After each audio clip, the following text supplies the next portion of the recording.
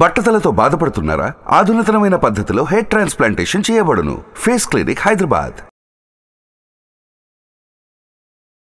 నమస్కారం లావణ్య గారు. నమస్తే. ఓం శాంతి. సో మనం చూస్తూ ఉంటాం చాలా వరకు ఫ్యామిలీలో ఎవరైనా ఒక్కరైనా కూడా లైక్ ప్రతి చిన్న దానికి కోపంతో చూస్తూ ఉంటారు. అండ్ అలా కోపం వచ్చినప్పుడు అలా రియాక్ట్ అవుతున్న పర్సన్ తోటి మనం ఎలా హ్యాండిల్ చేయాలి అంటారు? ప్రతి చిన్న దానికి కోపంతో చూసే వ్యక్తికి మనము ఏంటంటే ఎప్పుడైనా ఒక వ్యక్తి ప్రతి చిన్నదానికి కోపం పడుతున్నాము అంటే మనకి ఇమీడియట్గా కనిపించేది వాళ్ళ కోపం అనేటువంటిది మనకి కనిపిస్తుంది. మనం చాలా త్వరగా జడ్జ్ చేసేస్తాం, జడ్జ్ చేసి లేబుల్స్ అంటించేస్తాం. రైట్, వీడి కోపిష్టి, చాలా ఈజ్ వెరీ రూడ్ పర్సన్, అది. సో ఎవరు చేసినా పర్లేదు, ఐ మీన్ దట్స్ ఓకే. కానీ అట్లీస్ట్ ఫ్యామిలీ మెంబర్స్లో ఇది చాలా ప్రాబ్లం క్రియేట్ చేస్తుంది. ఎస్పెషలీ స్పౌస్కి, చిల్డ్రన్కి, పేరెంట్స్కి కూడా ఒక్కోసారి it creates lot of problem. అయితే ఒక వ్యక్తి మాటి మాటికి కోపంలోకి వస్తున్నాడు అంటే దాని వెనకాతల రీజన్ కానీ మనం అండర్స్టాండ్ చేసుకున్నట్లయితే వాళ్ళ లైఫ్లో వాళ్ళకి ఏదో ఒక చాలా బాధ అనేటువంటిది ఉండుంటుంది వాళ్ళకి, సంథింగ్. ఎస్పెషలీ చిన్నతనంలో బాగా స్ట్రిక్ట్ పేరెంట్స్, చిన్న మార్కులు తక్కువ వచ్చినా కొట్టడం, లేదంటే వాళ్ళని కంపేర్ చేయడం, మీ కజిన్కి అలా వస్తున్నాయి మార్కులు, నీకు ఇలా వస్తున్నాయి. ఏ విషయంలో అయినా సరే కొంతమంది పిల్లల్ని వాళ్ళ ఫిజికల్ అపీరెన్స్ గురించి కూడా కామెంట్ చేస్తూ ఉంటారు. బుల్లింగ్, ఫ్రెండ్స్ ఒక్కోసారి బుల్లీ చేస్తూ ఉంటారు. తెలియకుండా ఇంట్లో పేరెంట్స్ కూడా ఒక్కోసారి బుల్లీ చేస్తూ ఉంటారు. అంటే అన్ఇంటెన్షనల్గా, కావాలని కాదు, కానీ ఆ చిన్నతనంలో వాళ్ళకి అవన్నీ ఎలాగ ఎక్స్ప్రెస్ చేయాలో తెలియక అవన్నీ పెంటప్ ఎమోషన్స్గా అయిపోతాయి. లేదంటే వాళ్ళ లైఫ్లో ఏదో సాధిద్దాం అనుకున్నారు, అది సాధించలేక ఒక తీవ్రమైన అసంతృప్తి లైఫ్లో ఉన్నటువంటి వీళ్ళు కొంచెం పెద్ద అయిన తర్వాత తెలియకుండానే వాళ్ళ మానసిక స్థితిలో ఎప్పుడు ఇరప్ట్ అవుతూ ఉంటుంది. ఇట్స్ లైక్ స్మాల్ వాల్కెనోస్ అన్నమాట, or small earthquakes. Okay, ఇప్పుడు చూడండి, ఎప్పుడన్నా ఒక 8+ మ్యాగ్నిట్యూడ్ ఎర్త్ క్వేక్ ఒక్కసారిగా డై డౌన్ అవ్వదు, ఆఫ్టర్ షాక్స్ వస్తూనే ఉంటాయి. సో అలాగా some incident would have happened.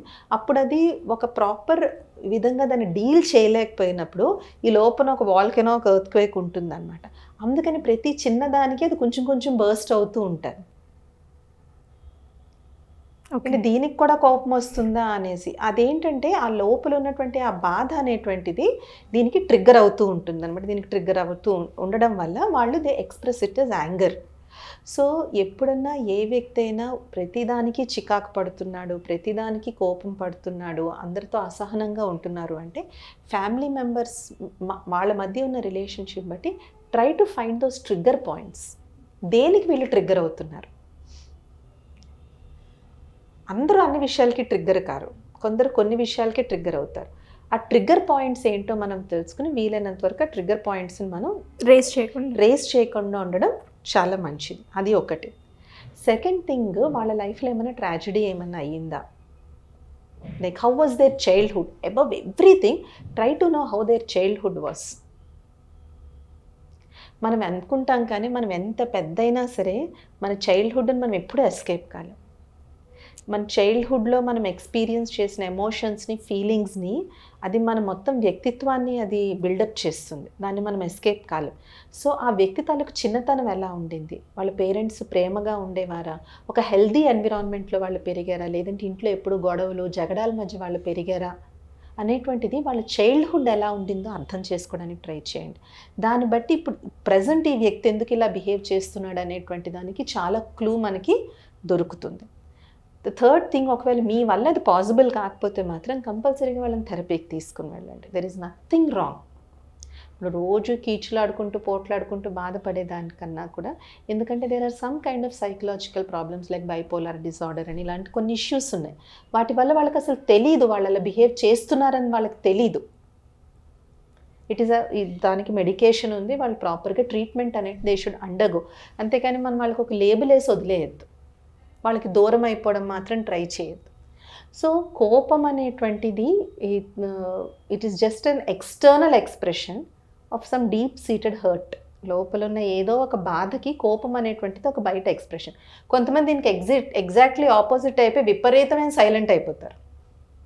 వాళ్ళ నోట్లోంచి ఒక మాట కూడా బయటికి తీయడం చాలా కష్టమైపోతుంది. ఎందుకంటే ఆ బాధని వాళ్ళు అలా ప్రాసెస్ చేస్తున్నారు, వీళ్ళు కొంతమంది బాధని ఇలాగా ప్రాసెస్ చేస్తూ ఉంటారు.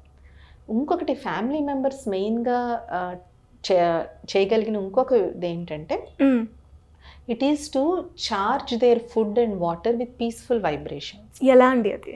ఎలాగా అంటే ఒకటి ఏంటంటే వీలైనంత వరకు అలాంటి వ్యక్తులకి సాత్విక ఆహారం పెట్టడానికి ట్రై చేయండి. సాత్విక ఆహారం అంటే ఫ్రెష్లీ ప్రిపేర్డ్ ఫుడ్, ఉప్పులు సాత్విక ఆహారం అంటే చప్పగా ఉడకబెట్టిన కూరగాయలు తినడం అనడం కాదు, ఏదైనా ఫ్రెష్గా ఉండాలి, అన్ని టేస్ట్లు బ్యాలెన్స్లో ఉండాలి. ఏది టూ మచ్ ఎక్కువ ఉండకూడదు, ఏది టూ మచ్ తక్కువ ఉండకూడదు, ఎవ్రీథింగ్ షుడ్ బి బ్యాలెన్స్డ్. వీలైనంత వరకు హోమ్ మేడ్ ఫుడ్, ఎందుకంటే బయట ఉండేటువంటి ఫుడ్ ఆ వండిన వాడు ఎలా, అది ఎప్పటి ఫుడ్డో ఏం స్టైల్ ఫుడ్డో తెలియదు. And food and water carry emotions and feelings and vibrations. So మనం ఆ వ్యక్తికి ఎప్పుడైతే మనం వంట చేస్తున్నామో, వంట చేసేటువంటి వ్యక్తి ఎవరైతే ఉన్నారో వాళ్ళు ఐఎమ్ వెరీ పీస్ఫుల్, ఆ వైబ్రేషన్స్ ఆఫ్ పీస్ ఈ ఫుడ్లో కూడా వస్తున్నాయని పరమాత్మని యొక్క స్మృతిలో, because is an ocean of piece, భగవంతుడు మన శాంతి సాగరుడు అని అంటాం. సో ఆ పరమాత్మ యొక్క స్మృతిలో పీస్ఫుల్ వైబ్రేషన్స్ తీసుకుని this is I'm very peaceful, అదే పీస్ఫుల్ వైబ్రేషన్స్ ఇప్పుడు ఈ ఫుడ్లో కూడా వెళ్తున్నాయని make the food as pious and pure as possible. దాన్ని ఒక పవిత్రమైన ఆహారం కింద తయారు చేయండి. అలాగే వాటర్, ఒక గ్లాస్ కంటైనర్లోన దేంట్లోన వాటర్ పెట్టి మీ ఇంట్లో పూజా మందిరం ఎక్కడైతే ఉంటుందో అక్కడ పెట్టి అక్కడ ఓం ధ్వని కానీ ఓం శాంతి అనేటువంటిది కానీ పెడుతూ ఉంటే వాటర్ అన్నిటికన్నా ఫాస్ట్గా వైబ్రేషన్స్ని క్యాచ్ చేస్తుంది.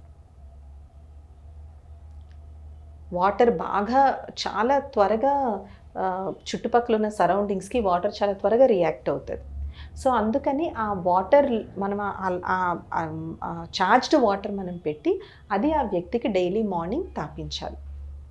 సో వంట చేసేటువంటి వ్యక్తి తాలూకా మానసిక స్థితి ఎప్పుడైతే ఉంటుందో ఆ స్థితి బట్టి ఆ ఫుడ్లో కూడా వైబ్రేషన్స్ ఆ వాటర్లో కూడా ఉంటుంది. ఇది ప్రతి ఒక్కళ్ళు ఇంట్లో చేయొచ్చు. అండ్ ఇంకొకటి, ఏ వ్యక్తి అయితే first of all everybody should realise నేను ప్రతిదానికి నేను కోపం పడుతున్నాను, నాకు చికాకు ఎక్కువ అవుతుందని ముందు ఆ వ్యక్తి సొంతంగా రియలైజ్ 100% అవ్వాలి. ఎందుకంటే మీ కోపం అన్నిటికన్నా ఎక్కువ మీకే నష్టం. తన కోపం ఎంత నక్షత్రం. ఎందుకంటే కోపం గురించి ఒకటి చెప్తాడంటే, కోపం అనేటువంటిదంటే ఎలాంటి మంట అంటే, కోపం అనేటువంటి మంట మనం రాజేసి పక్కోళ్ళు తగలబడిపోవాలనుకుంటామంట. కానీ యాక్చువల్గా ఎవరు తగలబడతారు? మనమే. ఫిజికల్ హెల్త్ ఏంటి, మెంటల్ హెల్త్ ఏంటి, ఒకసారి ఫైనాన్షియల్ లాసెస్ ఏంటి, అనవసరమైన ఈగో. సో ఒక వ్యక్తి ఇంకొకరికి కూడా మీకు ఇంకో సటల్ విషయం చెప్పనా, మన కోపానికి పక్కోళ్ళు భయపడుతున్నారు అనుకోండి, అది కూడా మనలో ఈగో బిల్డ్ చేస్తుంది. నేను కళ్ళు ఇలా చూశానంటే అందరూ లైన్లో నిలబడాల్సిందే అంటారు. చాలా గొప్పగా చెప్పుకుంటాం మనం, but that is not a great quality. అది మనకి వాళ్ళకి డిస్టెన్స్ పెంచేస్తుంది. ఇప్పుడు మీ పిల్లలు ఇంకొకసారి మీ దగ్గరికి వచ్చి నాన్న అని కౌగిలించుకుంటారా? మీరు ఇలా రాగానే ఆడ రూమ్లోకి వెళ్ళి తలుపు వేసుకుంటాడు. మీకు వాళ్ళకి హెల్దీ రిలేషన్షిప్ ఎక్కడుంది? రేపు వాడు ఏదైనా చెత్త పని చేస్తే ఫ్రెండ్స్ వల్ల తెలుస్తుంది. అప్పుడు ఏం చేస్తారు? బెల్ట్ ఉచ్చుకొని కొట్టడం మొదలెడతారు. ఇంకా డిస్టెన్స్ పెరుగుతుంది. ఇప్పుడు ఆ పిల్లోడు పెద్ద అయిన తర్వాత వీళ్ళ నాన్నకు ఒక డూప్లికేట్లా తయారవుతాడు. ట్రూ. అవునా కాదా? మీరు కంటి చూపుతో భయపడుతున్నారు అనుకుంటున్నారు, బట్ నో, ఆ భయం అనేటువంటిది మీకు మీ చైల్డ్కి పెద్ద అయిన తర్వాత దట్ చైల్డ్ మీకు ఒక మినీ వర్షన్లా తయారవుతాడు.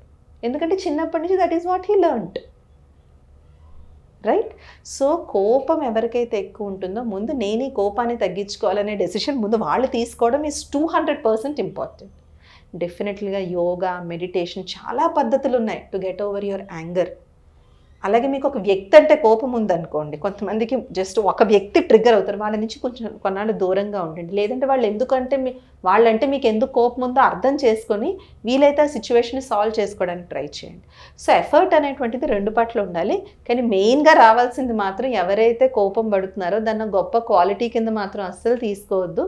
కంపల్సరీగా పీస్ఫుల్గా ఉండడానికి మనం ట్రై చేయాలి. థ్యాంక్ యూ అండి. Thank you so much. నమస్తే. సుమన్ టీవీలో మీ పర్సనల్ అండ్ బిజినెస్ ప్రమోషన్స్ కోసం కింది నెంబర్కి కాంటాక్ట్ చేయండి.